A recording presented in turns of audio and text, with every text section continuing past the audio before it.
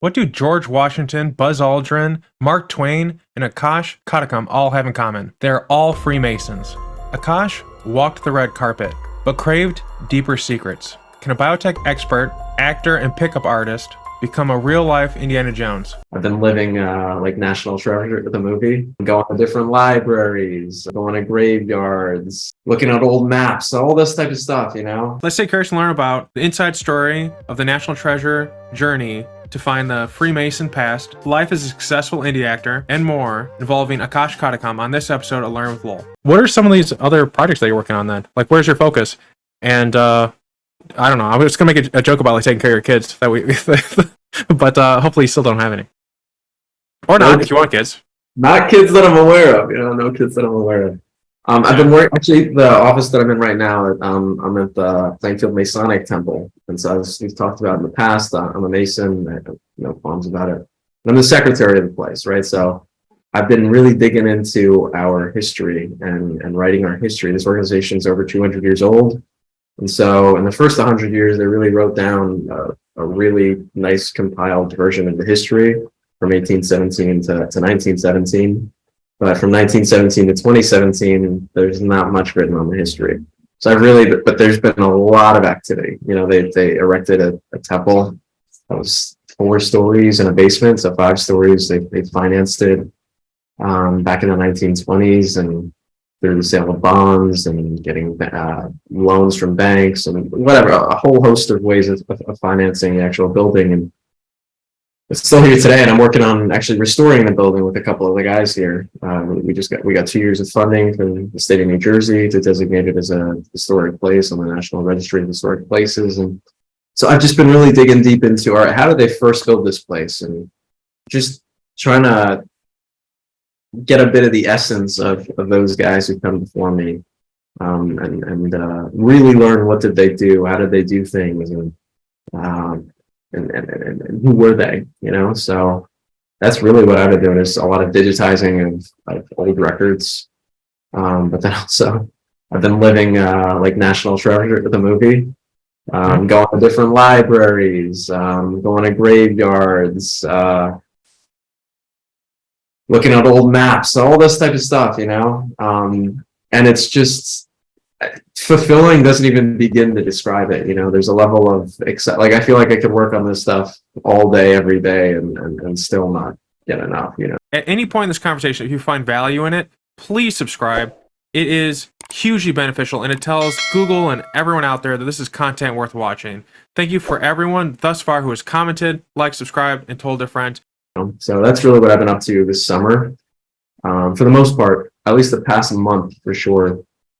But really, if I go back, end of June was kind of when I was starting up with some of this stuff. And I just had a little bit more time to work on this, and that's really what I've dedicated my time to recently. So yeah, I've got a couple acting projects here and there interspersed, but right now for me, it feels like this is the time for me to do my research, if you will, to be able to educate myself for how to move forward on this whole thing, and how to be of sufficient support and guidance to guys who come after me, but then also the guys who are around me who maybe haven't gotten a chance to go through some of these archives and whatnot, you know, to be a beacon of, oh yeah, we actually did that back in 1953, and this is exactly what happened then, or what have you, you know, be able to refer, just being like a historian to some degree, if you will. So that's actually, I got a book right here. Is what I was working on a little earlier. It's like, you can kind of see it's focused from, it's the historical register of the lodge. So it details every member, what was their occupation, when were they born, when did they die. Oftentimes you'll get like the obituary of the guy. So like, this is whatever, it gives like the newspaper clipping of like, what did the guy do in his life and whatnot. And I'm just digitizing all that, getting it all online, and it's just, for God forbid something happens and there's a fire or something like that, which has been recorded in the lodge's history multiple times. I mean, like 3 or 4 fires. Like, well, at least I'd love to know that some of this stuff isn't, the information is not lost, even if the material isn't there. So it'd be interesting to when you're done compiling it all, to then it'd be interesting to like you have like that corpus of knowledge in your head, if you would go and like meet some of the family members, even if it's like descendants, and say, "Oh, do you remember your grandfather? He had this obituary. Like, what's your stories of him?" And just, like, I wonder what else you'd get, like what other elements that like no one knows about, because it's a bit of a game of telephone. It's also like a kind of an echo in terms of like the obituary is kind of. I think they're nice and they say nice things about people, but I wish it was like a dark obituary. Like, tell us it all. Like this person suffered from alcoholism for like 10 years. The butler was like clean for 8. Here's some stuff that they did to get better on that. Like real sense of like the weight of a life. I think it'd be really cool. And I could see it as like a little YouTube series that you do, like behind the scenes with Akash. And I'd watch that. I watched the shit out of that. If you just like, if you like took it and like went around and did stuff like that. But even just doing National Treasure in your backyard, I think that'd be fun too. But do you have interest in doing that type of background? It'd be pretty exhaustive. I think it'd take a lot of your time and energy though. Well, and that's the thing. I mean, even just doing this, like takes a lot of time and energy. You know, like this is not a job for one person. This is a job for like a team of people, right? Because there's like. So at this particular temple, there was up to 13 organizations, and that's excluding like the guy, like the organization that actually built this place.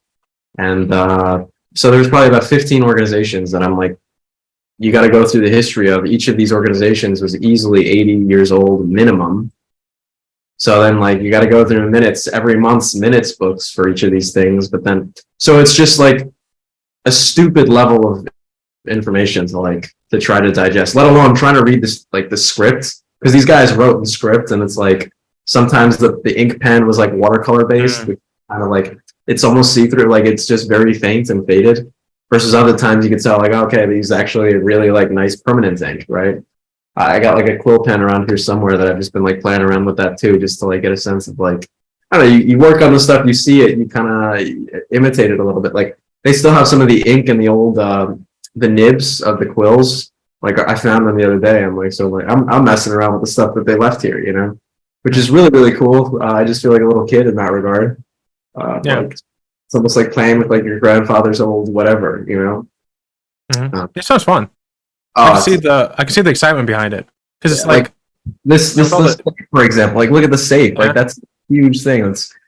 I only saw those things in like cartoons. I didn't even think they were real, you know, but there's a few of them around here, you know. So, and the thing weighs a ton. Like there's no way that like I don't even know how they got it up here, you know, even with the elevator or whatnot, you know. It's stupid heavy. So yeah, I think it's surprising to me how often there's a lot of stuff in movies where, okay, like basically there are things from my childhood that I thought were just made up, like what you're saying about the safe, and I'm routinely made fun of for thinking these things. Like, you know, the ice cream truck, I didn't think those were real. And then one day I'm at a park, and there's like da, da, da, da, you know, the ice cream song is like, what the heck, someone's enjoying their day, right? Then all the kids are like, ice cream's like, guys, stop, there's no ice cream truck, it's just made up, don't worry, calm down. And they're like, no, there's ice cream truck, it's coming. It's like, guys, okay, come on, has no one told you like Santa Claus doesn't exist? Like, stop, there's no ice cream truck coming. And like the ice cream truck turns the corner and starts coming down the road, and they're like, see, it's an ice cream truck, you're an idiot, lol. And like, why have I been lied to my whole life? I lived in the middle of freaking nowhere. I didn't know ice cream trucks were real. But there's like a whole host of things that I've been lied to about. But yeah, so it made me think of that. Like, how often are there things like that in life where we were like made to believe through TV, cinema, otherwise, that they weren't actually real? Which is kind of fun. So it's interesting to hear you dig in and see what's like fact from fiction. Because if without your research, like no one would know anything. Yeah, so I mean, there are oftentimes like there's like these general stories, right? I'll hear from the guys. Oh, well, this place used to be, because Plainfield back in the 1940s and 50s, like after the Great Depression, was the richest city in the entire United States, like period. You know, it ended up the race riots in 1967, in the summer of 1967, after Lyndon B. Johnson. He had his whole Great Society, but then it didn't really work, and segregation was still a big thing, civil rights movements and whatnot. There was race riots all across the country. Detroit was one of the worst cities hit. Newark was pretty badly hit. But the spillover from Newark hit into Plainfield. And like I mentioned, Plainfield's was like, you look at the building, if you walk around the city of Plainfield, you look at the buildings and they're gorgeous, but they're like so decrepit because like they're 1950s gorgeous. You know what I mean? Yeah. So, but anyways, the city ended up going from the richest city in the country to be like in the 80s. It's like you don't want to go to Plainfield because you'll get shot. you know. Mm. And it's on its way of becoming better and whatnot, but there's still a lot of that around, you know. So it's really interesting of a case study because a lot of New Jersey history is just like very much intertwined with United States history, you know, like Great Depression. It's like just see it like I'm reading through it like in the minutes books. I'm like, oh yeah, that's the Great Depression right there. I didn't even need to look at the years, but you can kind of get a sense of like what's going on, which it's like that's the interesting thing is like trying to read through the lines, you know, like because in an official business minutes capacity, you're only going to read so much, but you also need to know the context of like what was going on in the area at the time or what all these types of things, you know. So that's the tougher part, especially in some of the early stuff, like in the 1800s. Like forget about doing 1800s newspaper research was just like super tough, you know, like I couldn't really find anything, but you find stuff, you know, so it's really interesting. So I never really thought of myself to be like, okay, historical research, blah, blah, blah, but now I feel like I'm writing a book. Like I'm writing a manuscript. I'm on like page like 25, 26 single spaced right now, you know, and it's like, it's there, you know, so I don't know. Yeah, I could see it being a book. I could see it being something that like I would read it. Like it seems very exciting in that way. Though I was going to ask you, like, if is there someone that's like inspiring you to want to like play them? But I could also see it just like the story of a town and how it represents America. That'd be interesting. Kind of like a Brian Branson type thing. Is it Branson? Like the like the Walk in the Woods guy who like does like these travel log type things. But instead of like an area, it's like a area and then in time. That'd be really interesting. Like because you have all these minutes and then you have the newspapers. You can like show a generation of people being Masons and how it affects their area, especially like Masons in and of itself. I think it'd be pretty exciting. Like people be like, you know, the hidden treasure of the Masonic, the Plainville Masonic group or whatever. You know, like I think that would be a big hit. No, it's to me it's fascinating because I was building this place. It was like the mayor, both like the mayor during one period of time, I think 1921 to 1925 he was a Mason, and the planning meetings that they had were often hitting like at City Hall in the mayor's office. You know, if you go to City Hall, it's a beautiful building, and it's like whoa, you know. Mm-hmm. So it's just really really cool because like a lot of the guys who really made this thing happen, and that's to me the story. Like that's the most beautiful story is like because you had to get everyone all on the same page. There was 2,000 Masons in the city of Plainfield in the 1920s. You know, so and they raised about $500,000 to actually build the building, and that's 1920s money. You know. Mm-hmm. So like that's a heck of a lot of money to be able to make this whole thing happen and just to be able to work together and it's like to choose that like all right, well look, we're gonna go by this one thing and believe in each other. That's one of the things that's most beautiful to me about Masonry is like it's like all right, well it's not about who's right, who's wrong, blah blah blah or anything like that. It's like we're here to achieve a goal, and if we're trying to build a building or whatnot, like that's a really big thing, you know. Let alone like a nice beautiful building, right? It's so easy to be able to like whatever tear it apart or for it to not happen because it's just easy to like for people to argue over stupid stuff, but to be able to like show that like this place, the actual building itself was like a monument to how working together you can make something happen in the midst of really almost the Great Depression, you know. Yeah, I can see it, and I also am wondering to what extent, I don't know if you can answer this question, but like to what extent this research is coinciding with your desire to renovate the building in the sense of like national treasure. If I'm like wink, wink, nudge, nudging this, is there like maybe some minutes about something and it's like, oh, maybe I should like replace this wall. Sounds like it might be hollow. Needs some replacement insulation. Definitely. So opening these safes has been like one of the interesting things, you know, like don't get me wrong. I know there's been guys before me who've opened them, but how long ago, you know? Yeah. No, it's really cool in that sense because I don't know. They'll write about everything, right? They'll be like, all right, well, this is where such and such and such and such, right? But then it gets moved or what have you, you know, like, or they'll forget about it in some of the minutes, you know, they're like, oh yeah, we were supposed to have this meeting. And I'm like, you don't see that meeting, you know, or what have you know, or they hired one person to do something, but then someone else ends up doing something. It's like, well, whatever happened to the person, you know, and they don't mention what happened to these things, right? So, I really think a lot of the treasure is actually the stories of how they made this stuff happen. Like, to me, that's the real treasure of the whole thing, because that's telling the real story of like, how do you imitate or how do you replicate that? You know, it's the same story. Like the process that we're in right now to restore this building is like the same process that they were in 100 years ago.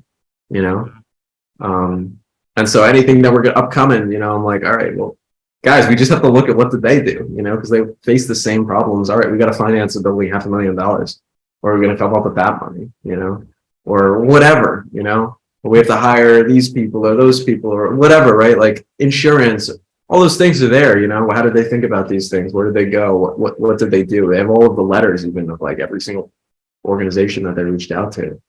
So that's the other, really, it's just the blueprints, you know. They literally left us the blueprints on how to make this place. I wonder, when you take the lessons from the past, you apply it today, and you have such a canvas in that town. I wonder if you'll stop at the building.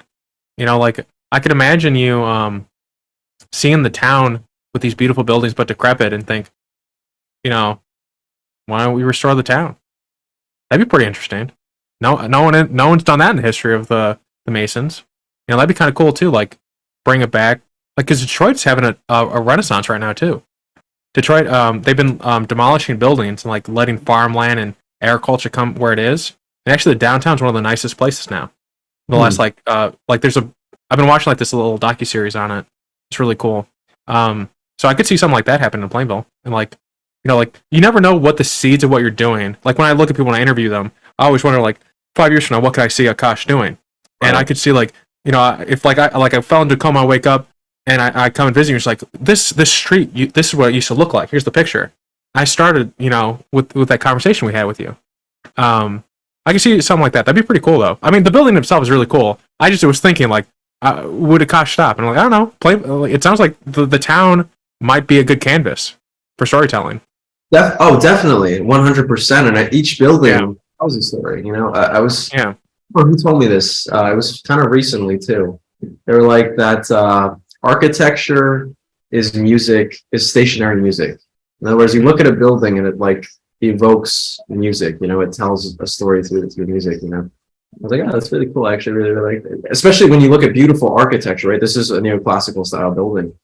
And it's literally one of the reasons why I joined this place was I looked at the building and I'm like, that is incredibly beautiful. Like, I don't know what it is, but I want to be here, you know. So to be able to spend a lot of time here and whatnot is quite, it's truly pleasurable to just be in the presence of, because it's inspiring. You know, when you're in the presence of something that's inspiring, it feeds you, you know.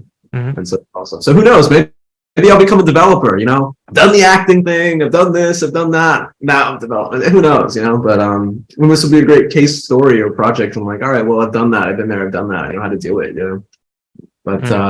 But the other part of it is like it's so important to get involved in the community. I mean, that's one of the I'm the community outreach chairman, and I've just been like hitting up every different been going to the library, making sure that our presence is made there, going to City Hall, hanging out with people at different festivals and whatnot, like giving out whatever water bottles, you know, and just different things, like donating to the kids of Plainfield, like to give them backpacks because some of them don't have backpacks, like all these different things. It's like you just get out in the community and you're that person who's like, all right, well, I've got plenty of stuff, I've got enough, you know, like let me help you out, you know. And it's not just let me help you out, here's a backpack. It's like getting to see examples of like what does it mean to be a person who's able to do that.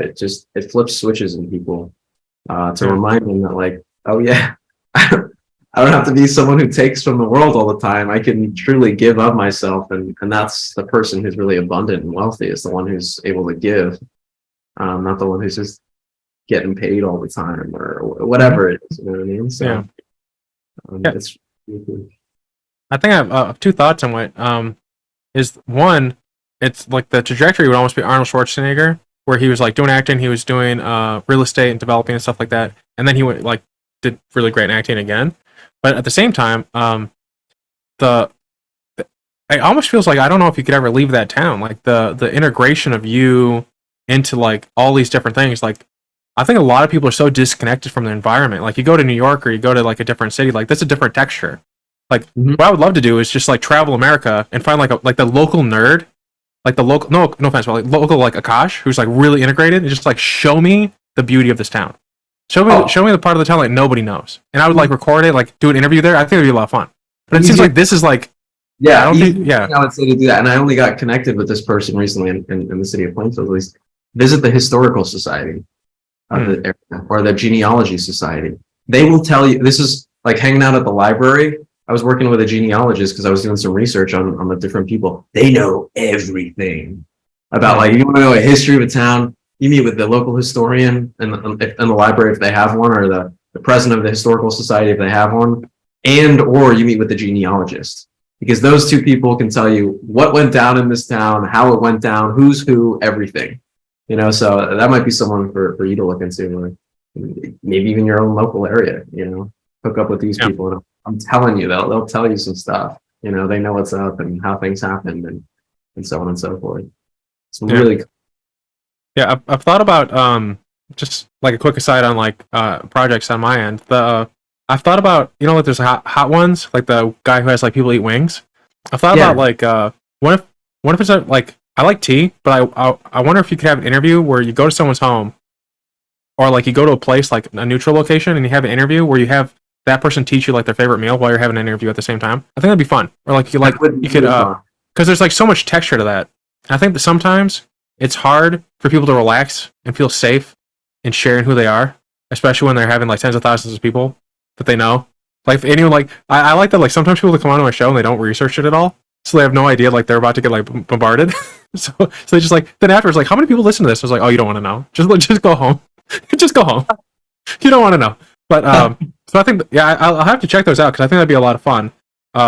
Also, I'm like trying to, you know, have fun with formats as well. But do you see yourself ever leaving your town? Like I'm very curious because I can't imagine, like, I'm sure like go explore, try new things, but it just feels like if I'm you, I imagine just how good that must feel to give a kid a backpack and then 3 years time see him in high school or some other period helping out in a different way, like seeing that, like paying it forward.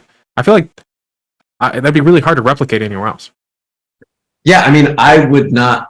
I don't know, right? Like, I don't want to say one thing or another because I don't want to limit myself to. All right, yeah. You know what I mean? But I could see myself in some way really settling down in this area and just making this my place. But then I could also, I don't know where life takes me, and I don't want to make a decision on that. I think regardless, the study that I have endeavored here in the city of Plainfield to the best of my ability, and largely specifically through the Masonic Temple, I've been able to really get a good sense of how does a community grow and thrive, and what does it take maybe for a community to grow and thrive, aside from location and all these different things, all these external factors. Like, what's the essence of a place that really enables it to grow, become something more than it originally was anticipated to be, and to really blossom, you know?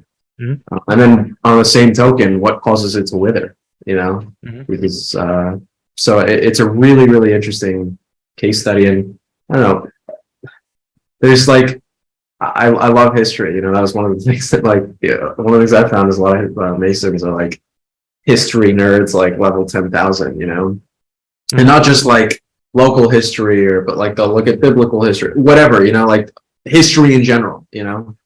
And it's really, really cool because you start talking to, I'll talk to a lot of these guys like, oh, hey, this is how things were. And I'm like, really? Were they that way? You know, because I'll like go through the minutes and stuff. And I'm like, oh, maybe not. Like, I'll talk to like guys from their 80s and they're like, oh, yeah, blah, blah, you know. So it's like, how do I verify what are they saying, right? The anecdotal evidence with the actual true evidence that I have, you know, like the writing, you know what I mean? Or things like this, you know, because like I was talking about, a lot of things are written in between the lines, and being an actor, right? Like that's one of the things you have to pick up on. When you get a script, for example, you got to read between the lines, or whatever it is, you know, even if it's your financial, I don't know, when I was working, like interning as investment banking analyst, like to read between the lines of the company's balance sheet or their income statement or what have you. You know that more than anyone, being an entrepreneur. It's like, all right, well, yeah, you guys look good on paper, but what's really up? You know what I mean? That doesn't really mean stuff, you know? So like, that's I think the one of the most important, like, skills, if you will, just for any human being who's discerning, to get a sense of like what's up or what's really going down or what's really happening. Yeah, reading between the lines, I think is so important.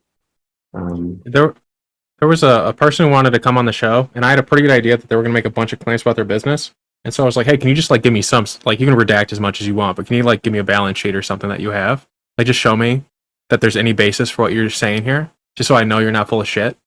And I was like, you can redact as much as you want, because I'll like you give me a little bit, I'll get the rest. Like I can inference it out. And they were like, how about we just have the show? And it's like, no, like because I don't want to like ever have someone. I don't want to ever have like a swindler or something. I like people who can like, if they're coming on, I don't care if like it's a weird thing. If they're just genuinely loving the thing and they're sharing it, I don't mind that. And if there's like basis to it, but if they're like just coming to like kind of fluff and try and like cause people to have an interest and then that becomes their business, I don't want to do that. Like that's kind of boring. But I'm wondering for like I've seen a lot of NIMBYs of like both persuasions, like not in my backyard, people of like Republican and Democrat, like all types. And like I actually have been really getting into reading the minutes of the different towns around me, of like the local. So there's one that was being developed, and it was something out of like the most silly movie you could think of. They were like, "Hey, we're gonna build some new houses, and it's gonna be really good. Like, there's gonna be really nice houses, and it's like a really small town. Like I think I got it. I have like a bunch of notifications, and I got it, and it's a really small town, so they were gonna add like 10% more houses, like because like they need more houses, right? And they're like, it'll be kind of like this place nearby. It'll be kind of like Akash Town, and they're like, we don't want big like Akash Town. It's just like there's so many people that showed up just to be like, we don't want to be like that. We don't want to be like that. And it was just like they were literally coming through. And the most beautiful thing is, cause you could get the newspaper too, like you're saying, and the newspaper would try and paint the idea that they need towns as like a bad thing, like, and these developers who are trying to like trick us by putting in like these special handicap swing sets for kids that would move here. They're like really, really bad. And then people didn't want them. It's like all like they're like really trying hard to make them look bad because they don't want like any change in their backyard. And so I always wonder when you have like the history of a place, especially the Masons. I think one of the nice things, if people think about Masons other than like National Treasure, it's like it's a group of people that like to build. They're kind of like a Habitat for Humanity. Like you guys like to do things in your community. You like to see things change for the better. And so, how do you change things for the better when you have all these NIMBYs saying "not my backyard"? Like I was reading about like someone trying to put in a sidewalk on a road near a high school that all the kids walk on, but there's no sidewalk, and everyone was like, they were basically saying like, "Don't chop down the trees. We don't need no sidewalk." And like literally, that was like a quotation. My favorite one is literally like, "We don't want to be like a Akash Town," but because you could just imagine that person's face. But yeah, have you seen stories or elements as you're restoring the building of like how they were even able to build the building? Maybe there wasn't intransigent back in the 1920s, 1930s, but I always wonder like how do you combat that? So what I've noticed that this building is actually a great case study. So 1921, or 1911 was the first time that I saw in meeting minutes from one of the organizations that was responsible for building this building,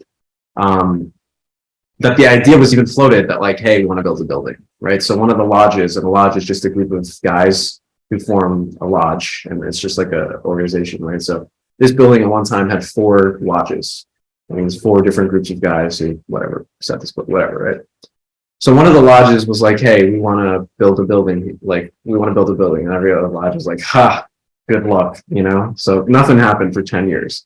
Then almost literally like to the month, 10 years later, the idea was circulated again, And they were like, maybe. So one of the other lodges was like, we're going to form an organization, like an entity, a realty association, where we're going to buy up this property. And they made an offer, they bought the property, and now they own, it was a house at the time.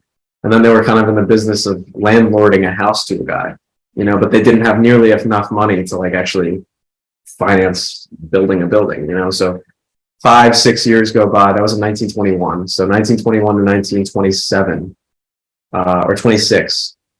They're thinking like, shit, now we have a house where this like business, this house needs to be restored if we're going to really do anything. But it's like, that's not what we're here to do to begin with. So like, what do we do? Right. So at one point they're like, you know what, just fuck it, sell the house. We're just going to whatever the proceeds are. Everyone who they use bonds, they subscribe, they use bond subscribers to like finance the whole thing. So everyone was to get paid out, you know what I mean? And then there was like it just changed, you know. It's like, well, the president of the organization, it's like, look, I'm going to get an architect from one of the local places. He's going to put some plans together. And then they get a big architect from like New York City. He gives some plans together. He was doing a lot of buildings in Plainfield at the time. And then they take those plans, they give it to the bank. The bank's like, yeah, we're willing to sign off on this to actually finance it. So before you know it, they actually get financing for this thing. And now they start doing their thing. But one of the other lodges wasn't included in that whole thing. But they were like the oldest lodge, you know what I mean? So like that was like the one, whatever, right? And they were the ones who originally had the idea to start like building a building, right? So like they didn't sign on for the longest time, whatever, but the new guys needed to like get these old guys to sign on, because you need to subscribe this to like all of the people or the Masons and Plank. You can't just have like 500 people do this thing. You need all of the numbers in order to really make it happen, right? So what I kind of found, answering your story using this as like a case study, and to kind of constantly just keep going at it. It's like you introduce the idea, and just that initial like response or like that shock value or whatever, it's like you have to let people express those feelings and go through those feelings, you know. It's not like, I don't think we're not supposed to repress them, right? And I think that's one of the biggest problems, is that like we're like, oh, someone else shouldn't have an opinion about something. It's like, no, like everyone should have an opinion about this. I just shouldn't have a problem if someone has an opinion that might conflict with my own. You know, that doesn't mean anything. They're seeing things from a different perspective. And I need their perspective in order to see the true perspective of really what's going on, right?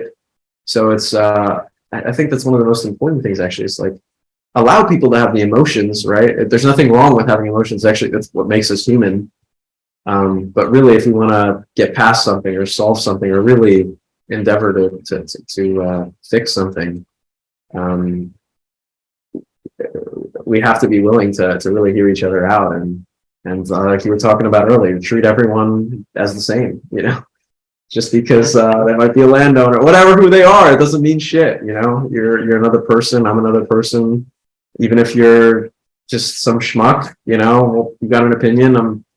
I might not agree with it, it may not be valuable in my eyes, but I have to assess it for some value and merit, you know. And I can write it off, but there is a necessity for it to some degree, you know. And I think that's one of the biggest things, that like there's just a lack of respect for other people and differing views and opinions in today's age, you know, which we see on Capitol Hill and just all over the country, you know. So yeah, I've long wished that there was, well, right now, like all this AI stuff, for instance, and it's just it's set up the exact same way news is. News isn't about the truth. AI, machine learning is not weighted for the truth. It's the probabilistic response that they think that you want, and that's what the news is. And the news has determined that people like negative, because that's what really, you know, gins them up.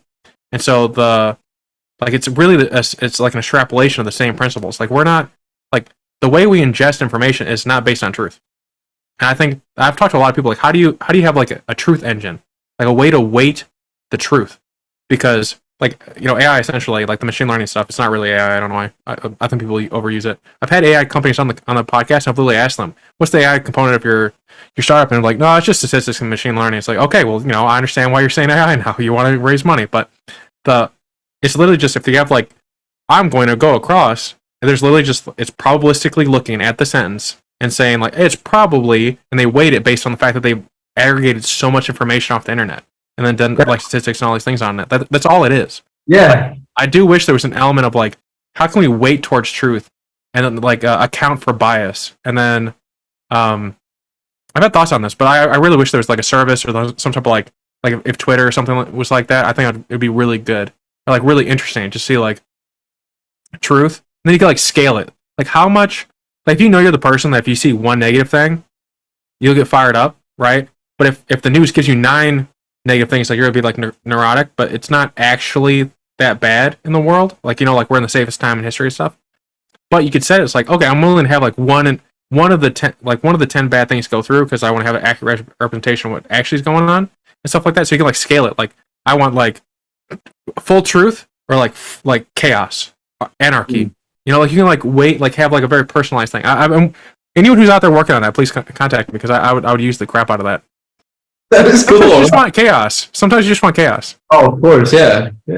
Well, that's the thing. As like human beings, we appreciate like drama. Why do you think people watch like TV shows and whatnot, or what's the whole purpose of entertainment? Like people want, like that's part of being human, is experiencing emotions,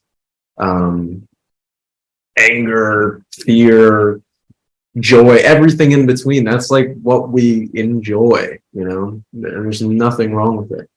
It's part of being human. I think if you're ever out in Chicago, I'll show you the lake walk.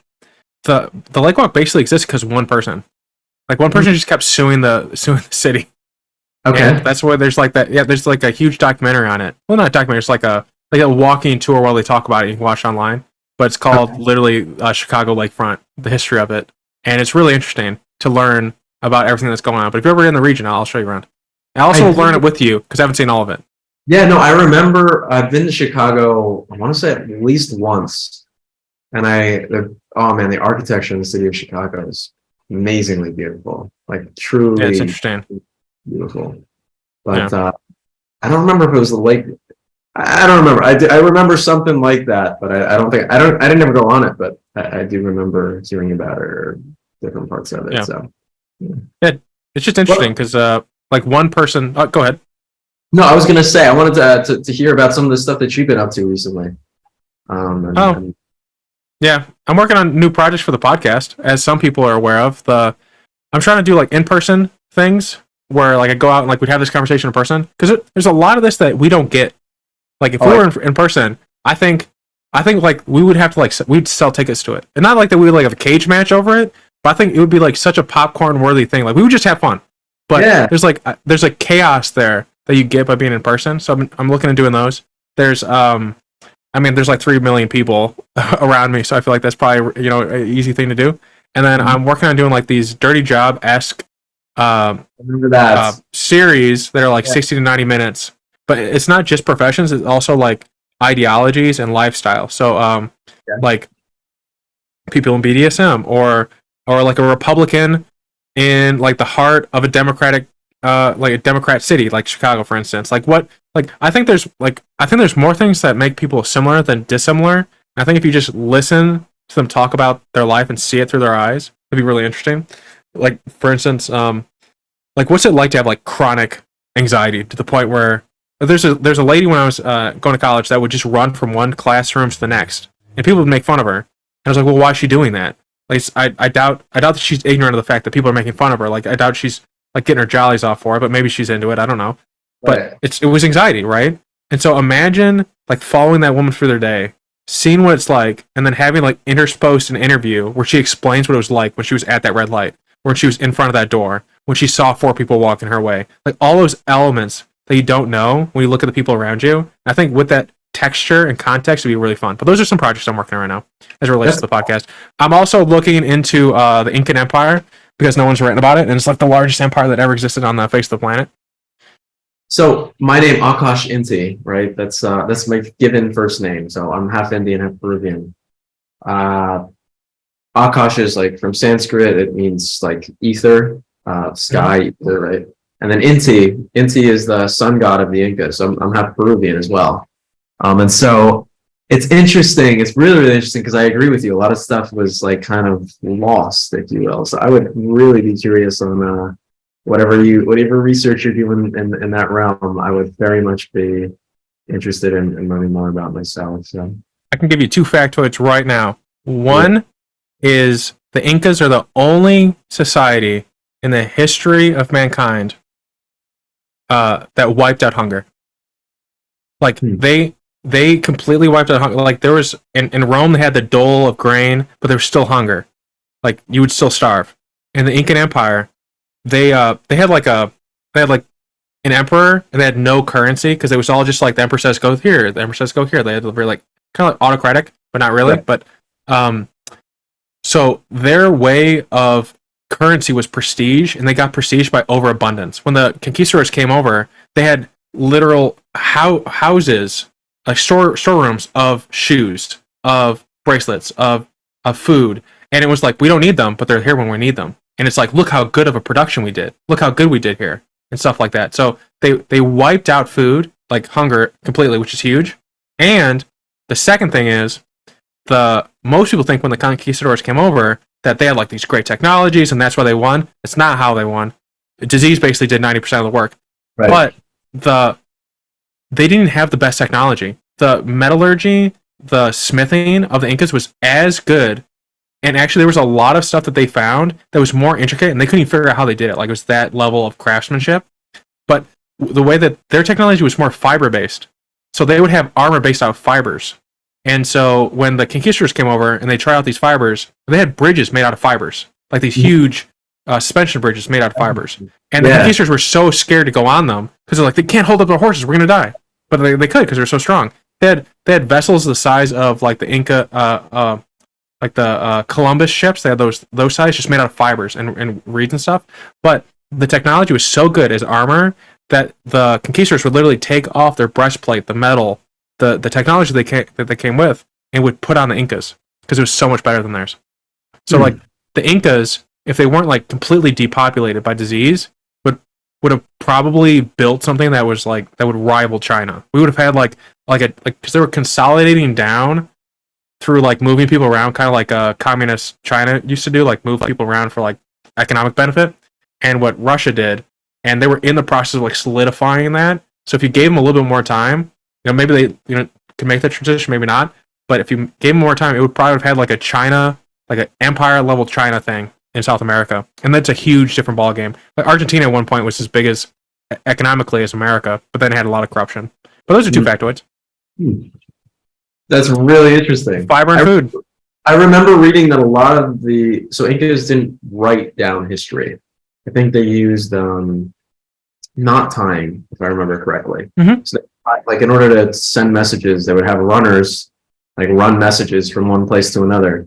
But the way that they would communicate the message was based on the ties of a knot, So it's tough to it was almost like if I think of it in like the whole biotech sense, it's like they were just using like RNA, you know what I mean? Like, all right, here's the message, you know what I mean? Like that's it, it's like boom, versus like I don't know, ancient Mesopotamia where they're like literally carving into stone or whatnot, I think there's like this clay tablets. So interesting. Well, I recently had a guy on here who talked about religious wars in the Americas and elsewhere, and we talked about indigenous Americans, and we talked about the book 1491, which I'm literally looking at over there. But in the book, they talk about a group of Native Americans that were in this area and they were like, oh, we're seeing like primitive man, like this is what it was looked like in the Paleolithic era, because they had no clothes, they had no property, they had no different things, all these different stuff, and then they went and they publicized it, and that's kind of where like the noble savage, all these different concepts came from. At least that's what they're alleging. But the interesting thing is they weren't indigenous to that area. They actually fled from the north to that area, and actually when you look out, they were in the ruins of a massive city, like a curated environment where they had like fish ponds and terraced environments so they could make as much food as they want. So these people like came into a desolated New York that was overgrown with all these different things, all this different stuff. But because they were so they survived so many apocalypses, they didn't remember that it was a city. So they were living in the shadow of a city that was engineered for the benefit of a populace, and they had no idea how to use it. They just were benefiting from some of the engineering. But they were like completely, I think that's just wild of an idea. Just imagine your civilization being so so destroyed and so messed up that you could walk into New York City and not know what it is. You can see the Chesapeake and think that that's just what you have. But it's almost like your will is so broken. I think that's a crazy thing that happened in that period of time. Like imagine like 80% of the people dying. Like the culture, the wise people, the Masons type of groups that preserve the information, they're all gone. Like the Aborigines in Australia, they have a verbal history of the world that can be corroborated with carbon dating. They can look at the CO2 levels and stuff and corroborate it with some things that they said. It's like a 40,000 year history is verbally remembered in the Aborigines of Australia. So like what things have been lost with societies, with history, and then America's, I think it's just it's rife for a rediscovery and appreciation, especially in America. Like people in the U.S., people really don't give it the respect they deserve. Well, and I think that's like a hugely important concept, right? Like this whole idea that like history as it's been told to us isn't complete, or it's spotty. You know, like I don't know, I took world history when I was in college and in high school, and you learn whatever, obviously learn about America, which was being founded like 1700s and beyond. We got a good sense of like, okay, what really went down. But like really before that, like, yeah, Europe will say that they got like the 1000s and whatnot, but like they kind of don't, you know what I mean? And so like we only really have like a few hundred years of history that we really know and understand, and even that's like spotty, you know what I mean? So I don't know, it makes me really fundamentally question. And like, yeah, we have, I know there's the Bible and there's all these ancient texts and whatnot, but people like question and so on and so forth. But I think there's like a real fundamental lack of understanding on the of really what happened in the world. I mean, that's what a lot of archaeologists and paleontologists and what have you, like everyone still argues about it to this day, like, oh, was this real, was this not real, or whatever. There was always constantly coming out with new discoveries. I'm like, oh, well, we're totally wrong on this idea, or we're totally wrong on this fact, you know, or theory, if you will. Yeah. But another interesting factoid, if you want me to continue my role, is Sure. Mesoamerica had a population density greater than any other place on the planet.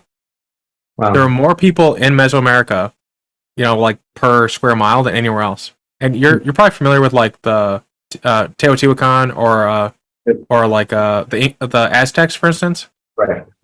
Yeah. Well, technically, it's actually called the Triple Alliance, and the main one in Mexico City is called the Mexica, which is where like Mexico and all these other things get their name. But if I were to ask you, what do you know about the Aztecs? What is like the big bad thing that people used to describe them as? What would it be? I would say that they killed for human sacrifice. Yes, they did do that. Okay, but Wow. if you actually look at it from a number standpoint, in England over the same period of time I'm about to mention, the 1491 makes this parallel that England killed like 70,000 people through corporal punishment or what have you reasons, and over the same period of time with more people in that region, the Inca only killed like 3,000. So they're actually more humane, weirdly enough. Like more humane human sacrifice for public good, which is kind of funny, is like a unit of measure. Gotcha. Well, I guess it was the way in which they did it was probably like, because it was like, I mean, but maybe not, you know, like when they would They cut their hearts out. yeah, when they have hangings though, it's like the same type of thing, you know. So I guess not, you know. Yeah. So to answer your original question, the Incas are really big on my mind right now, and the 3 different ways to like experientially learn about the world are things that I'm very interested in. I like that whole idea of like you were talking about like interviewing someone in the midst of something. I've always found that like I haven't done it for like I've been recorded or anything like this, but like you were talking about, like that is some of the best way to get to know someone. Like for me, for example, with girls, one of the things I like to do is I like to bring them through different experiences. You know, like, all right, we're gonna do this, we're gonna do that, we're gonna do that. And it's going to be things that like I would do regardless of my day. Like I would totally bring a girl. All right, we're going to we're going to the Masonic Temple today. I got to go through the archives. You're going to help me out with something like that, you know? And like when you do something that you really love or whatnot, especially as a guy, like there's something irresistibly attractive, like seeing a person, like a guy do what he loves to do to a woman. That's just like, forget about it, you know? And I'm like, all right, well, let's go get ice cream because I want to get some ice cream afterwards or whatever, right? I feel like walking in the park that's close by too, you know, like those are things that I would do myself, you know. It's not like I'm using myself to be someone else, to pretend. It's like going back to the whole being honest. It's like, well, this is how I spend my day, you know, this is how I'm going to spend my time, you know. And when someone's really passionate about something or really cares about something, it's you can tell, you know, it's your so. And there's the social component as well. You're interacting with other people, so you can kind of see like sometimes people are like basement dwellers, and you can't really tell. And there's nothing inherently wrong with basement dwellers, but like a lot of people looking for a partner want someone who's gonna bring them somewhere for some reason. You know, like either on an adventure. I think like in my mind, I think like a lot of relationships, like girlfriend, boyfriend, etc., partners in that way. It's like you're trying to build a future together, and so if your present isn't all that appetizing, it's hard to sell them on a future. And so if you bring them to the Mason Lodge, it's like, I'm a part of the community, and look at me interact with all these people, a big thing is like people look at how you treat other people, right? And so they're getting a lot of those elements too that I think they would also enjoy. It's like, you know, how you treat the server. I think so many people know how you treat your server. That's like, it's not, I don't think it's as telling, like, oh, I really like you, Debbie. I read your name. You know, it's like it's a little fake because like people know to be mindful of it, but there's a lot of subtlety in subtext. Like, I don't think you can convince, you know, the huge lodge to treat you a certain way in advance. Like, hey, I'm having a girl coming over, like, blah, blah, blah, right? Like, you can never, you never want to do it.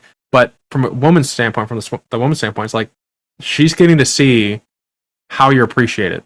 You know, if you're like a screw off and everyone's like, oh, here's Akash, yeah, you know, they make comments about you. It's like they get a little bit more of that, a little bit more texture. Yeah. And yeah, how do other guys see you? How do other people view you? You know, because that tells a lot about you.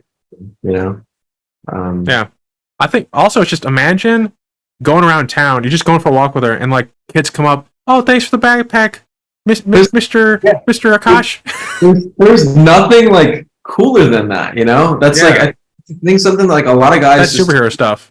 Out on is like you have to be integrated in your community. It could be you could walk the same. This is one thing I learned from one of my mentors. Like you could walk the same exact path every single day, and you say hi to everyone, and they don't even have to be anyone special. You know, it could be like, all right, well, I'm saying hi to my neighbor, and then there's this guy at the corner store that like whatever. I buy like a piece of gum from the store or whatnot, but we always like have a little thing, whatever, right? But you go down that same route every single day and everyone knows who you are. It's like, okay, this person's actually social. Like those are things that, it's so important to be social. You know, it's, you can be a basement dweller and I don't know, you could be on your computer all day and whatnot. There's nothing wrong with that. But there is, like we were talking about earlier, you miss out on all of these other things, you know, the chaos that you were talking about earlier. I'm like, oh, well, I have to, whatever, you know, it's, I don't. Yeah. Interacting with the environment in and of itself is a part that tells something about someone, you know. Are you and if this is like not a line to go down, just let me know. But are you still in the place where it's not like one girlfriend, it's like you got like a bit of a Genghis Khan harem going on? Is that still like where you're at? Or are you at the point where it's like, you know, one's enough? My heart is full. I don't know. So not that there's a problem. Your heart could be full with 5 women. I don't know. You have a big heart. I have a girlfriend right now. Said part of the thing that I've talked to her about, and this was from like the get, right? Is like, look, I'm a guy. You know who I am, right? Like, there's no ifs, ands, or but about like what I do and whatnot, right? So I've been clear with her, like there is like a good chance that I will see other women and whatnot, and that's it, you know. But I'm upfront about it, and I have nothing to hide about it. So this is how I feel. This is how I like am in this moment. At the same time, I appreciate who you are. I have a lot of fun with you. The time we spend together is very enjoyable, and that's that, you know. So yeah. I don't know. That being said, I still do see other girls just from time to time. It's been a little while, mostly because I've just been really interested in the stuff that I'm working on right now. And I'm like, yeah, girls, whatever, fuck it right now. You know what I mean? But like, yeah. But it's, I don't know. That's something that still means something to me, and I'm still a man at the end of the day, and what have you, you know. So, so there was a friend of mine critiqued the interview that we originally did, the first one, and they're like, why? Like, and I'm gonna say it like the meanest way possible, but no, like I don't mean it the mean way, and how I'm about to say it to you. They're like, why would you have that person on and treat them so nicely if they like, you know, do these things? It's like, and I said to the person, what is Akash doing wrong? Is he lying to these people? No. Is he being upfront with these people? Yes. Like in my mind, like when I was, you know, commenting, I was talking back to the person. I don't see the problem. You know, when people are like, when I got that criticism, I was like, I don't see the problem, because like if you were like a sleazy, like, you know, car salesman, like, oh, you know, go look it over here. It's like you were like, you know, stealing someone's pockets over here. It's like, okay, I wouldn't like that. You know, like that wouldn't be nice. But like the fact that you're 100% about it, like you give people like, hey, this is what I like, this is what I don't like, and everyone does the same thing for different reasons, right? Everyone tells them, this is who I am, this is what I respect, this is what I don't respect, this is what I like to do, this is what I don't like to do, right? Like and I think that's perfectly all valid. And so as long as everyone's upfront, consenting adults, I like, for the life of me, I have to stretch my mind to see like what's the problem with it, you know? Because like you're you know, smart person, you figure things out. you're straightforward with it. I imagine the woman's very similar to this. And as long as she's like, if she raised the concern, like, hey, gosh, I feel a certain way about this, I imagine you'd hear her out and make sure that you wouldn't be like, you're stupid. This is who I am. Haha, I told you in advance. You'd be like, let me understand you. I want to, understand what you're feeling because I care about you. And so like that criticism, like, oh, why would you, whatever. I feel like, I don't to the extent like you get that in your daily life or like anyone ever makes that comment, but just for anyone listening or what have you, I just feel like, what harm? What are you doing? Who are you hurting? I don't feel like you're hurting anybody. Like, all the consent, everybody has like a thing, I just feel like, because like you're upfront about it, it's easier for people to like poke at it. And so, I don't know, I normally don't like comment on what people comment on. No, but I just felt like, what's harm? What's the harm in exploring the world in the way you do it versus someone who's just like going to marry this high school sweetheart and be happy for the rest of life? It seems all equally valid under the sun. So like one of the things I mentioned to her up front, and I'm just using it as an example because what have you, is like, this is not going to be easy, right? Like, and that's what I understand, right? Like someone else being like, if you really care about someone and what, how could you do that to them and whatnot? But then like, it's like you mentioned, it's like, I'm not being like, I recognize that like, yes, when two people are close together, the idea of them being with someone else can like be really triggering and can invoke jealousy, feelings of jealousy, or feelings of fear, deep-seated feelings of fears and insecurities that one has, about whatever, right? Like having a partner and whatnot, right? And so like I was up front at the get. I'm like, look, this is probably not going to be easy. Most of the girls that I talk to and hang out with, they just can't deal with it. They can't handle it, which is true in fact, and that's how I choose to live my life. And what you see is what you get, So like, but then you see all the other parts of me and like the things that I do and the person that I am. And it's like, well, there's also parts of me that are like really, I know they're really attractive, and I'm not talking about the physique, I'm talking about like the things that the person I am, right? Yeah. And so like, it's like, all right, well, I don't know. This person's really attractive. Yeah, they think about these things and they're going to make me challenge the way that I view relationships and I've grown up with them and whatnot. But like, that's up to that person. Everyone has their own prerogative. And so.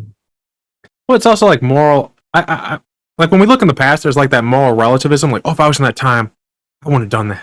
I wouldn't be that way. And even now, there's I think Islam, they have like a multi-wife system as well. And the Mormons have a multi-wife system. And so it's like, that's like a billion people. So 1/8 of the world's population are in your mind, inferior. Like, I think there's a level of like, that seems weird to me. That seems odd.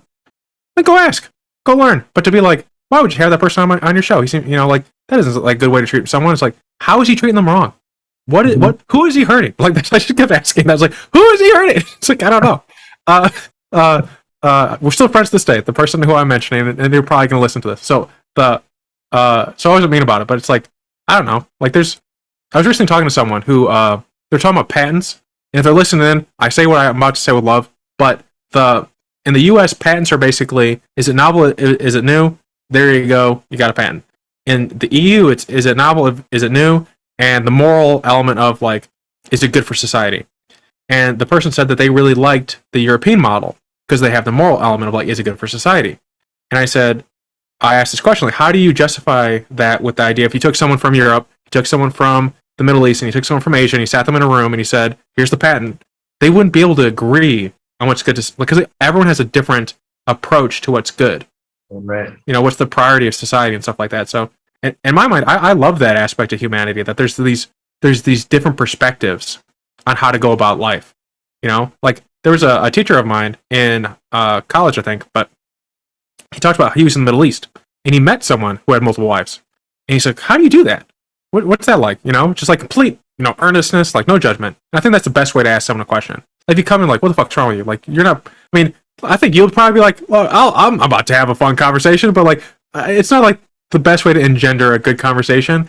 But so that they asked, how do you do this? And so the guy with the multiple wives, he said, I have 5 wives. I take care of every single one of my wives. They're completely taken care of. In America, do you guys take care of your wives 100%? Like, how many husbands don't take care of their wives and stuff like that? So yeah, that's a different worldview, conservative, what have you want to describe it. But you can't argue with the fact that he takes care of his wives. It's a nice thing too. Yeah. Yeah.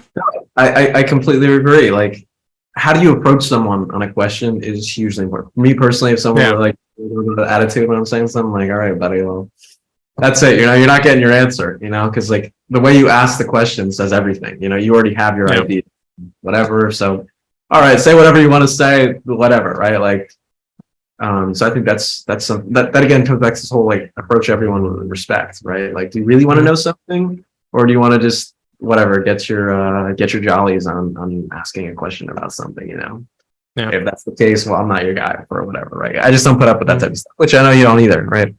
But I agree with you. Yeah, there's a lot of things that like, yeah, like I don't know. You could even. I was reading something earlier today. It's like a guy will go to work, or let his girl go to work, and then have a kid, and then have the kid go be raised by someone else, and it's like that's kind of strange, right? Like, why would you go to work, and then send your girl off to work for some other guy, and at the same time hire some other person to take care of your child, right? And that's so normal in the United States, right? Like, yeah, countless stories that I've heard of that, but it's like, I don't know, to me that's a little strange, but then again, I've got a different background and so on and so forth, right? So all to say that like,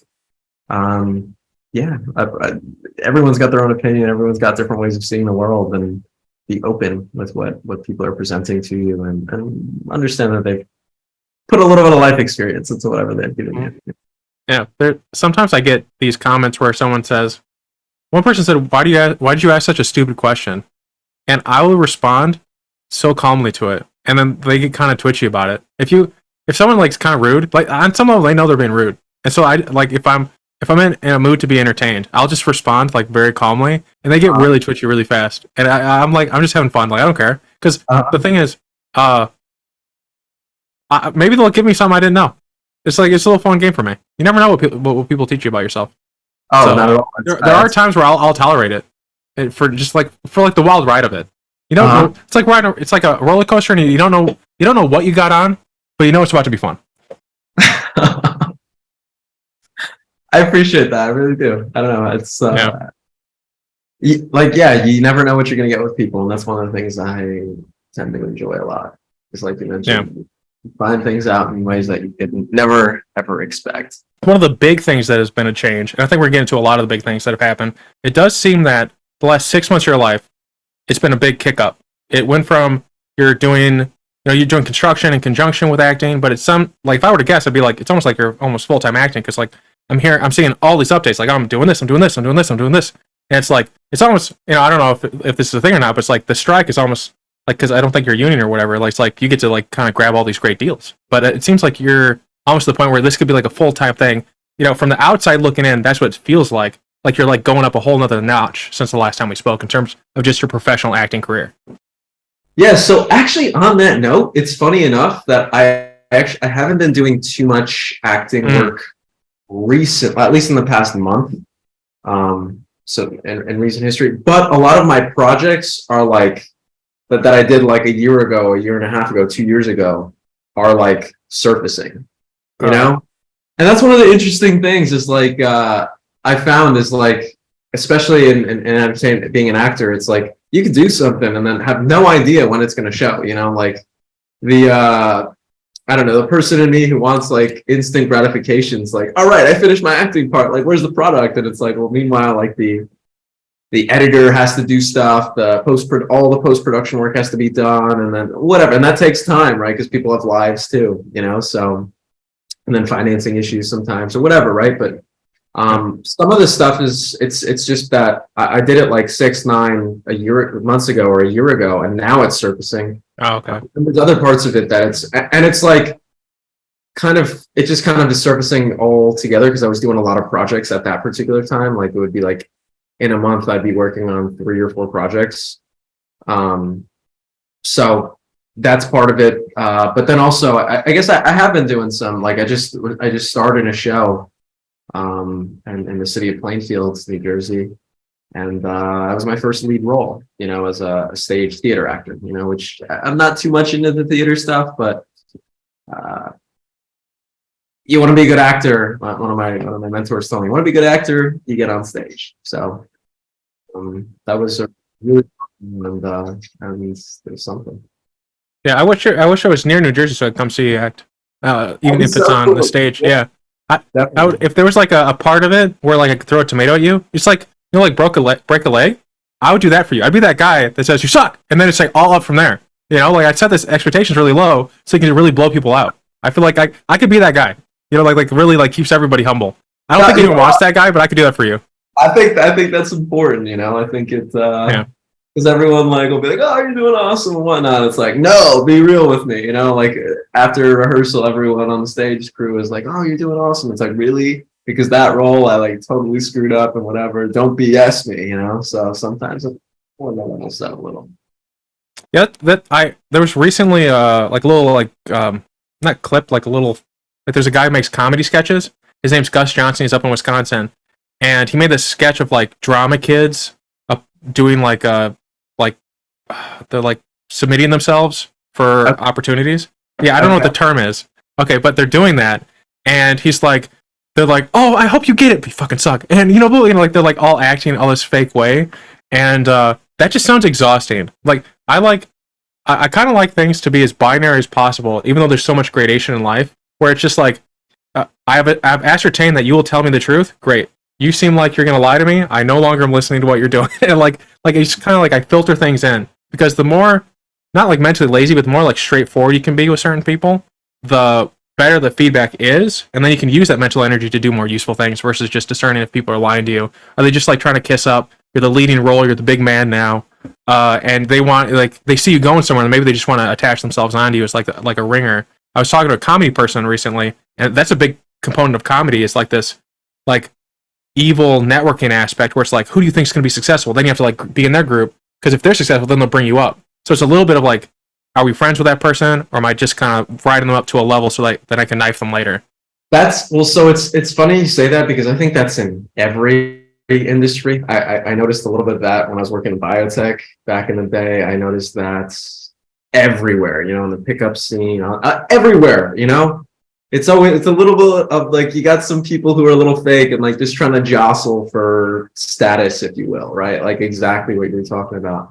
One thing that one of someone I really look up to is Ray Dalio of Bridgewater Associates. He wrote a book called Principles, and one of his really core principles is this idea of radical honesty and radical transparency. In other words, that like, doesn't matter who you are, I'm just going to tell you the way it is, and that's it, right? But again, coming from the place of like, well, here's the reason why. It's not like I'm just doing this to be an asshole. It's like, no, the clearer I am with you and the clearer you are with me, the easier we can get at what's the truth of the matter. And so that's something I've adopted ever since reading a few years ago, about 5 years ago, in his book Principles. So yeah, big fan of the book. Oh, amazing. I remember when I was working in the corporate life, I would have those principles just like taped up on my walls, and I would just kind of like, I don't know, I like having things everywhere, just visually seeing them, because the unconscious mind is always working on stuff, so it was really cool. It's also there's like the sophistication of the candor as well. There's some people who think, oh, give me a candor conversation in it, and then they think, oh, I get to be a dick now. If you're coming off as a jerk, if you're coming off really abrasive, like that's very unsophisticated. There's a sophisticated way to speak to someone in a candor way, where you're saying like, hey, here's some things that you can improve upon. Because like there's a way to have that conversation where it's very smart. The person's going to hear you. They're going to be open to it. And in my mind, every word you say to someone when it's to that purpose of helping them should be to the purpose of helping them. And so if you're coming at it like really like low energy, low effort to just say, hey, you suck at this, you suck at this, you suck at this, what can you do with that, really? Like that's amoeba level feedback. My head's hitting a wall, my head's hitting a wall, my head's hitting a wall. There's no sense of the object. There's no sense of like what direction you should be going. So I think there's also like that nuance that I think a lot of people get wrong. It's not, oh, I can be a jerk or like say things really hard. It's how do you sophisticatedly talk to someone in a way so that they can hear what you're saying and know that they're going to take it in the right way, because you guys have that relationship. Because I think I talk to a lot of people, and I think a lot of people just get stuck at like, I get to be a dick now. Like they get too excited about it versus like trying to think, how can I ensure that I don't waste my time with my suggestions and advice that I'm giving right now? because it's really easy to waste your time if you don't say it right. Well, and one of the things I've actually learned on that one is a lot of it has to do with how do you talk to yourself. You know, the core of how do we deal with other people is how do we talk to ourselves, you know? So if someone's being a dick, well, that's probably like what they've learned and what they've conditioned and whatnot. And they haven't necessarily worked on that relationship with themselves. How can they talk to themselves maybe in a more loving way, in a more supportive way, in a way that actually gets them to do something and actually change their habits, right? Because the way we influence other people is really the way that we influence ourselves. You know, if I want to get someone to, I don't know, if I want to get my little brother to help me out with some scanning documents or something like that, well, how would I get myself to scan some documents, you know? And that'll start at least giving a hint as to what direction should I be using in my communication. And then the time I go with it too. So I wonder to what extent like those techniques that you have are contributing. Like you said, like not 6-9 months ago, you did a lot of work, but you couldn't do that work if like you're a jerk. I think there's a level that people will tolerate you if you're just skilled, but then there's a level of like you'll go beyond if you're just a nice person to be around as well. So if you're talented and good to be around, like I think people want you to be around as well. And so I wonder to what extent like those skills that you have are contributing to your like seeming success of all these things coming out. Because not only are you being very like straightforward in who you're talking to, but they can be straightforward with you. And I think that there's only so much time in the day. So I imagine from my point, I'm guessing, but I imagine when you're like assessing projects, you give them that ping of, are you going to be straight with me? And if it's like, oh, this is going to be a bullshit type thing, it's like, well, if I have time, maybe I'll do it, but more I think there's probably like some selection going on using these skills as well. That's contributing to this. This wave that you're riding. Yeah. I would definitely agree to that in the sense of like, do I want to work with this person or not? I think that's something that's so critical and crucial, That in the beginning, it was just kind of like any project that came my way, do it, right? Just get the ball rolling a little bit, right? But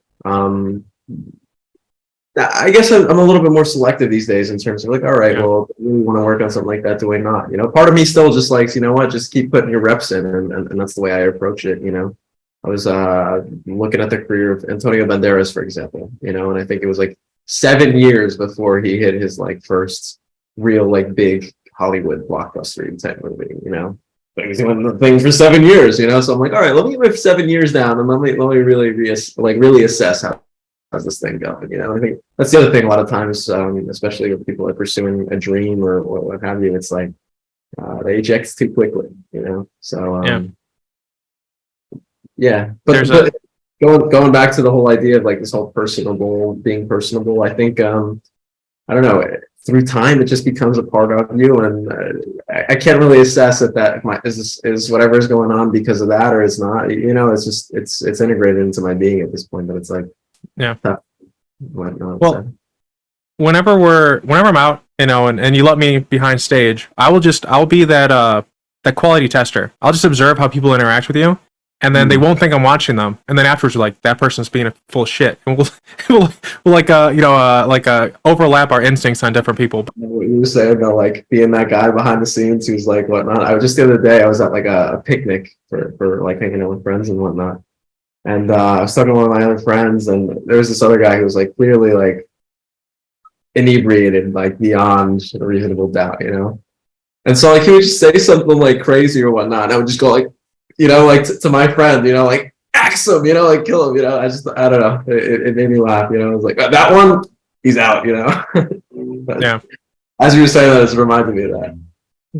I think alcohol is kind of weird in how people use it. I think that Tom Holland recently came out and talked about how he used to use alcohol as like a social lubricant, and now that he is no longer, like, it's basically like social anxiety he was suffering from. But yeah, I hear you. It lowers your inhibitions, and so it gives you a little different lens in how people operate. My God, the things people would say to, like when I was drinking with people in college, the things that they would say, it's like, why would you say these things? Oh, yeah. Like the things they would say about women. It's like, and they're wondering why they're chronically single. Like, what the fuck? It's like the things you think in your free time can influence how, like, women, like the people you're interested in can detect if you secretly don't like their gender. Like if you see them like in that way, like it's just gonna come across. No, and that's one thing actually in acting, right? Is like your thoughts come across on the screen, right? So like when you're really getting into a character, what you're thinking, like you might not think like, oh, but it comes across in your body language. Your body language gives away a lot of different things. So that couldn't be more true. That's why I think working on our mindset and what do we really think about whether it be a specific subject area and you're working on like a research in a particular area of like a scientific discipline or whatnot. What's your take on how that whole thing works, and your mindset to some degree is so important, but just as much in how do you interact and relate to other people or anything in between, that's so important to continually work on, because it's like through time our mind is like iron, it gathers dust or gathers rust, so. Yeah, that seems very true in my experiences as well. Tying it back to like, I'm gonna keep calling it the wave because it sounds cooler, but like the kind of the wave of all things coming out, when a burst like this happens, I imagine more opportunities are coming your way, or is the strike really getting in the way of that level of like? It seems like if there was no strike, maybe like even more stuff would come from this. So I don't know. So personally, I'm non-union, so strike doesn't affect me because I'm not like if I was union, non-union. It's non-union projects is independent of what's going on in Hollywood, So it hasn't been that it's like more or less. I will say it feels maybe that others that have like known me are like, oh shoot, he's actually doing this thing. Like versus like in the past, like, oh yeah, good job, like, yeah, you try that. Now it's like like there's a level of like he's actually making it happen, that I've been greeted with to some degree, or maybe some disbelief amongst like family, friends or whatnot, like, okay, like that's he wasn't just saying it, like he really means it, so I don't know if that really changes anything, but like that's how others perceive me, and that's their perception. It doesn't really matter, like I don't know, just. But in terms of the actual work itself, I mean, I've just been like doing the reps, right? So my acting resume has got like 30 something credits on it in a couple of years. And this past year, this summer, really, I've kind of taken a back seat on it a little bit, just because I've wanted to focus on other things right now. Like I feel like there's the time to strike on other areas of my life, that's what I've been working on. But that doesn't mean that I'm not like all of the other stuff that I've done to date is still there, so and it's going to just keep coming out, like that's the cool thing is like I don't necessarily have to do anything, and still projects will continue to come out that I've worked on in the past, which is the way that it works in my experience, at least to date. So yeah, but is there any other projects you're working on right now? I think we got the acting, we got the Mason, we have the book, which has been hinted at. I would like an ARC when it's ready. Yeah, that's a probably. I think this is probably going to be iterations over the next couple of years, at least. If I really want to get something really, really solid, I recognize that probably like 3 years is probably 2 years at this point is what I'm looking at. Just to go through everything to some degree, at least at a cursory level, and then to start putting the story together in the proper order and whatnot. But I could be wrong. It could be sooner than that. I don't really know. Other projects though, I mean, those have been the big ones really recently. Obviously, the girlfriend too. I mean, I guess it's a project to some degree too, but I don't know, in the sense of like, working with her, right? Like teaching her what are my values, what are the things that I really, appreciate, care about, and so on and so forth. That's one of the ways that I see relationship is like, all right, I'm going to work on that too, It's a lot of it's by time, it's like in any field or discipline, in college, for example, you get a degree in something or so on and so forth. You just spend a lot of time in that whole area, right? Of like learning about it and the basics of this, the basics of that, and whatnot. Continue to refine, and whatnot. Before you know it, you have something to show for it, right? It's the same type of thing. It's kind of the way I approach that with relationships. So, all right, like we'll work on this, we'll work on that, we'll work on that. I'll share different parts of my personality. What are the things that I value? How do I spend my time over long periods of time? It's like, okay, well, she'll get a real good sense of like what's important to me, what's valuable to me, and what behaviors do I like, what behaviors don't I like, and that's all part of the training to some degree, for lack of a better word, of like, how can she be a good girlfriend for me, you know? And you a good boyfriend for them. Yeah, you know. Well, and that's all part of the process too, right? Like, okay, well, so I'm like, okay, that stuff bothers her. Why does it bother her? Then I get to know about her a little bit more. What's really going on? What are some of the things that really trigger her? What is, you know, you get all of that in the process of everything. So, are you on? Yeah, you're on Reddit. We met on Reddit. that's right. Yeah, which is crazy. That is honestly the craziest things. I can't believe that. But yeah. Yeah. I just messaged you randomly, and we're still talking 5 years later. But there's not new, but there's a subreddit called "Am I the Asshole?" where people describe scenarios and say, "Hey, am I the dick there?" It is like, as someone who likes the stories of people, there's such raw humanity there. Like, there's some stuff there. There's like, there's people that like abandon their wife, soon to be like almost wife, at the altar, and are now reaching back out, and now the wife's asking, am I the asshole for not wanting to meet with this person? Am I an asshole for wanting to meet with this person? And then there's like then they update it as it goes too, and you get like this really kind of community conversation. There's some wild humanity there. I'd recommend it.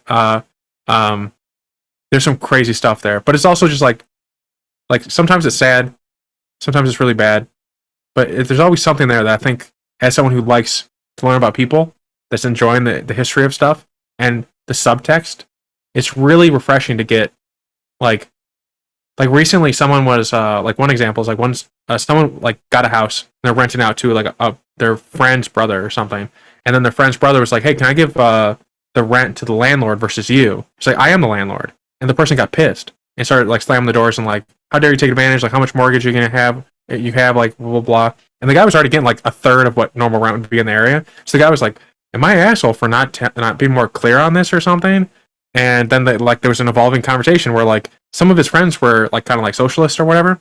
And he was like, some people said that I shouldn't be charging him at all. And he should live with me for free and everything should be egalitarian and whatnot. And it's like, that's an interesting conversation. It shouldn't. He has to pay his bills. Like, why should he subsidize this guy's, life and whatnot?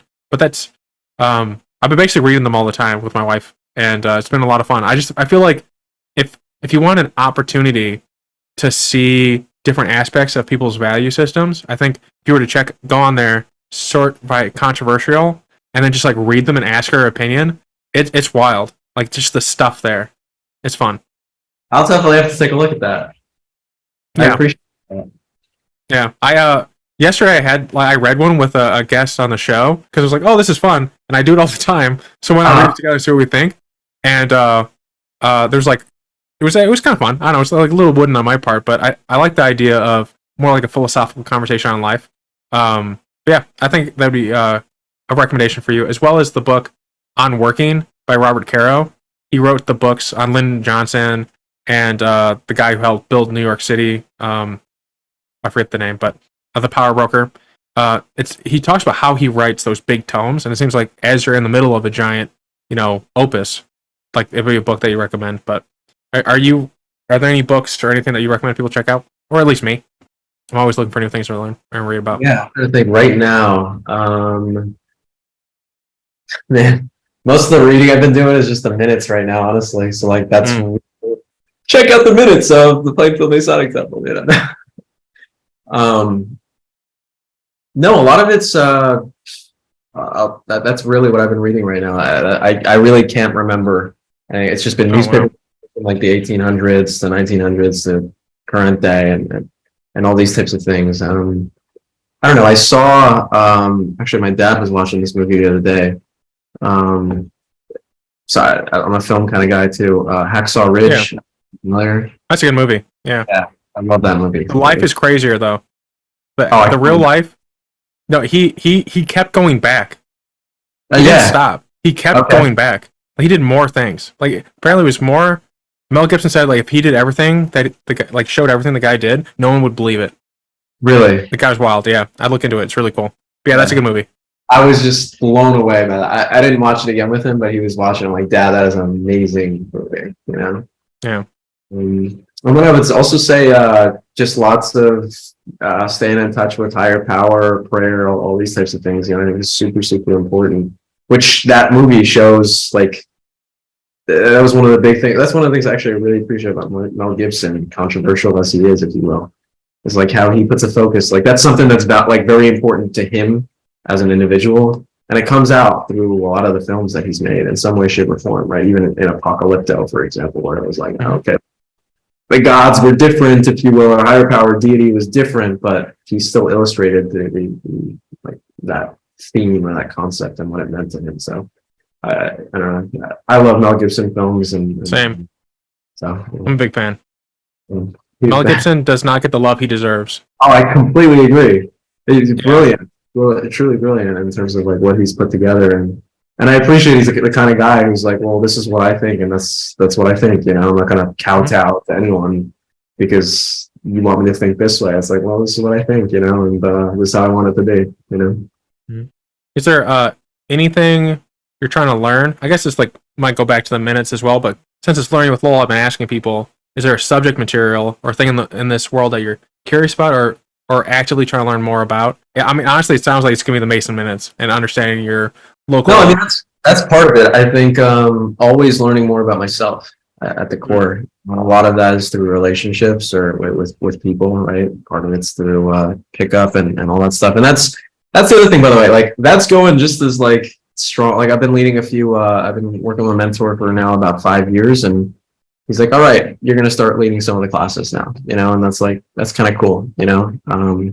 So I've been doing a little bit of that stuff. I just haven't put a lot of, I guess, spotlight on it because it's just so integrated into my daily routine now. You know, it's like, oh yeah, okay, I'm doing that, and whatever. You know, it's like the things are like, oh yeah, I brush my teeth, right? I'm not going to mention on a podcast that I brush my teeth, right? Like, yeah, it's so second nature that it's like, oh yeah, I guess I do that, but I just didn't even think to mention it, right? So, which that's one of the interesting things, right? It's like that. I think, especially being an interviewer, someone who asks people like questions and whatnot, like the people who are doing things that are really, really interesting, like, oh yeah, I'm just doing that, but it's like no big deal, you know what I mean? Like yeah, that's what I think. It's one of the things that's always kind of formulating questions around like picking up on those things, right, reading between the lines and things that are really, really intensely interesting to the outside observer. How do you get at that, right? I think that's something that's which I think you do a pretty good job of, but well, I appreciate it. I think you'd tell me if I did a bad job, which is nice too. No, I really would, because you've pulled out a lot from me, you know, where I talk to that average person, whatever, right? Like maybe they're not as interested in that to begin with, but they don't get that, you know what I mean? So yeah, a lot of it's been getting worse as I age. Yeah. My tolerance for small talk is getting worse. But I was at a party and a person was expressing something to me, and I was just like, it sounds like you don't feel good about yourself, like you feel inadequate, and that's why you've been avoiding these relationships. It's just like, it went from like, they're all drinking and having a nice time, to like, they're all staring at that person just to see what they say. It's like, oh shit, I can't be here anymore. Like, I have a lot of like instincts on what's going on with people, and I used to just keep it to myself, but I've been saying it more, which is kind of fun. But have you been keeping up with Andrew Callahan to just talk about like the pickup artist and stuff? I haven't spoken to him any time recently. I think the last time I spoke to him was probably that interview. Maybe once I saw him in between, but no, it's trouble. A lot of like some of the things that you're doing, some of these ideas that you have, I could kind of like, there's some parallels and some of the stuff that, to some degree, that he did in the sense of like interviewing these kind of again, this was during pandemic and whatnot, like, but more non-mainstream types of getting non-mainstream types of viewpoints, you know, which was that even came back from talk about films or whatnot, or really interesting people. Fear and Loathing in Las Vegas. Hunter S. Thompson, you know, he was this whole like, I'm gonna get experiential, like gonzo journalism, you know, that was Hunter S. Thompson. And you could kind of see Andrew Callahan like adapted a little bit of that, right? He's like, I'm gonna put myself in this thing and live it, you know. I'm kind of based on what you're saying, I'm hearing a little bit of that. Maybe you're gonna channel that in different ways, but like I can tell that there's a little bit of influence, if you will, from that, and homage, if you will, to even that era. So but I'm a fan of his interviews. I was asking because he's in a bit of trouble now.